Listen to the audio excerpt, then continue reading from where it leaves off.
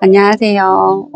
오늘의 주제는 스스로를 귀하게 여기는 방법에 대해서 이야기를 좀 해보려고 합니다. 신년이라 그런지 운을 좋게 하는 방법, 이런 강의도 많은 것 같아요. 오늘은 총 세 가지로 제가 의식하지 않았지만 그래도 무탈하게 살 수 있었던 저의 그런 방법들, 그리고 제가 하지연 정신의학 박사, 정신의학과 의사님의 그런 책과 영상을 봤을 때 굉장히 배울 만한 게 있었거든요. 그분의 이야기 세 가지, 그다음에 제가 요즘에 읽고 있는 책입니다. 저번 영상에서도 말씀드렸는데요. 상처받지 않는 영혼, 아주 보석 같은 책입니다. 이 책의 인사이트 해서 좀 정리해서 나름 말씀을 좀 드리려고 합니다. 그냥 편하게 제가 쓴 대로 적어볼고 이야기 해볼 테니까요. 여러분들도 편하게 들어주셨으면 좋겠습니다.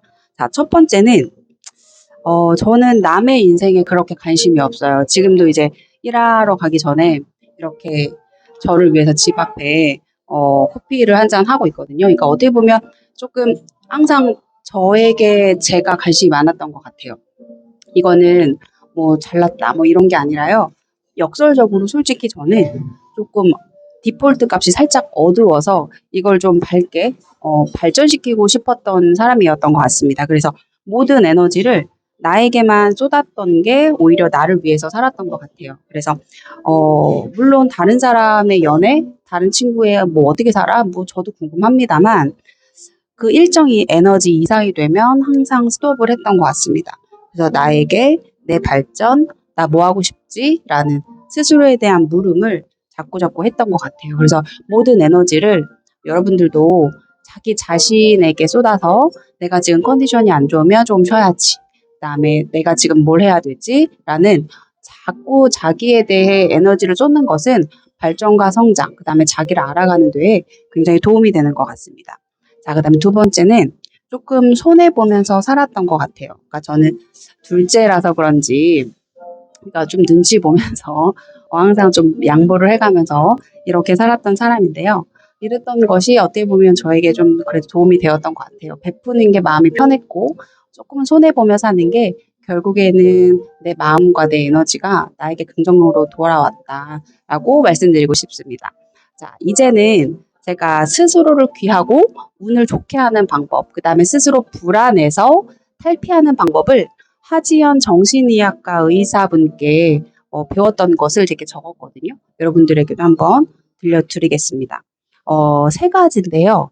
첫 번째는 최고의 하루를 만들지 말라고 이야기를 하셨어요. 굉장히 역설적이죠. 그러니까 그냥 최고의 하루는 어쩌다가 한번 돌아오는 거다. 돌아오면 정말 감사하다. 그러니까 우리는 최고의 하루를 만들려고 하지 말고 그냥 괜찮은 하루 그 정도면 된다. 이렇게 그분은 말씀하셨던 것 같습니다. 자, 그다음에 두 번째는 이건 저에게 너무 해당되는 이야기인데요. 진심을 다해서 일하지 말라라고 하셨어요. 그러니까 이 말은 너무 감정을 실어서 일하지 말라라는 거죠. 그러니까 사실 이건 저에게 해당됩니다.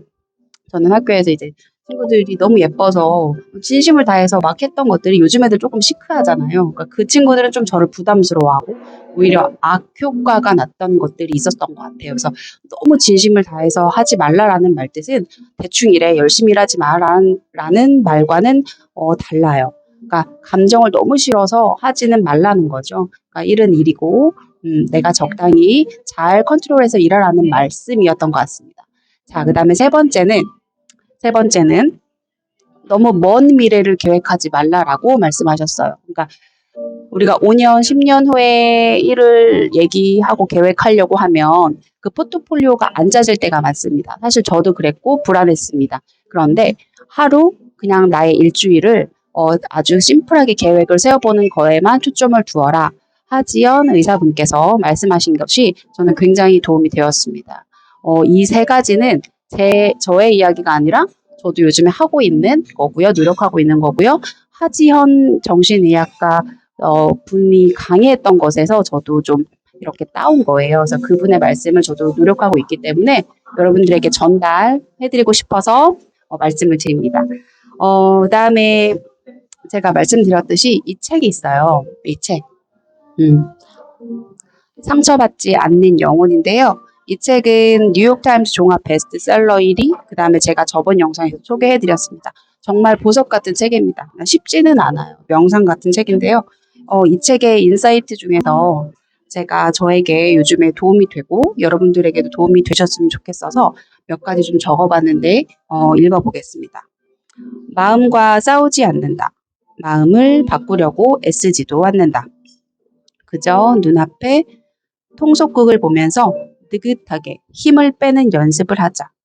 우리는 끊임없이 부정 에너지, 타인과 부딪히는 에너지, 체력의 한계로 인한 에너지, 우린 계속 부딪힙니다. 그때마다 에너지가 당신을 끌어들이도록 놔두지 않겠다라고 다짐합시다.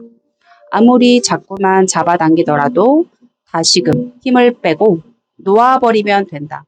놓아버리기 연습 파트에서 제가 적어놓은 거거든요.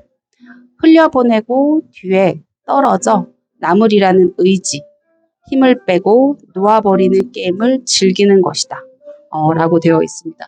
이게 무슨 얘기야? 놓아버리라는 얘기가 이렇게 얘기할 수 있는데요. 저는 조금 도움이 됐어요. 그러니까 애써서 뭐 어떻게 하려고 할 때 더 안 됐던 경우가 많기 때문에 우리는 좀 힘을 빼고 놓아버리는 게임을 즐길 때, 인생도 게임이다 이렇게 생각하고 그냥 좀 느긋하게 놓아보낼 때, 나의 모든 감정과 에너지를 놓아보낼 때 우리는 좀 더 한 단계 성장할 수 있다. 이렇게 이야기했던 것 같습니다. 저의 자신과의 그 에너지를 나에게 초점을 두었다는 저의 그런 노력들의 삶과 그다음에 하지연 분의 여러 가지 세 가지 가르침과 그다음에 제가 마지막으로 말씀드렸던 마이클 싱어의 요 이야기까지 도움이 되셨으면 좋겠습니다.